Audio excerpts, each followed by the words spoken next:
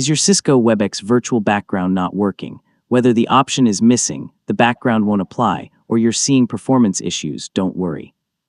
In this tutorial, I'll show you the most effective ways to fix Cisco Webex virtual background problems in 2026. So yeah, let's get started. First, make sure you're using the latest version of Cisco Webex. Open the app, check for available updates, and install them if needed. Newer versions often include bug fixes, improved background effects, and better compatibility with your device. Virtual backgrounds require enough processing power to run smoothly. If you're using an older computer or mobile device, some background effects may not be available.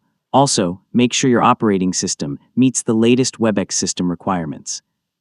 Next, verify that Cisco Webex has permission to access your camera. If camera permissions are disabled in your operating system, virtual backgrounds may not function correctly. Allowing camera access can resolve several video-related issues. Completely close Cisco Webex and reopen it. Then join a meeting or open the meeting preview, go to Background Effects, and try selecting your blur effect or virtual background again. Restarting the application often clears temporary glitches.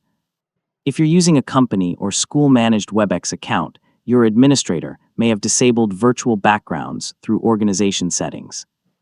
If you don't see the feature after trying these steps, contact your IT administrator to confirm whether it's available for your account. And that's how to fix Cisco Webex virtual background not working issues in 2026. Hopefully, one of these solutions helped you get your background effects working again.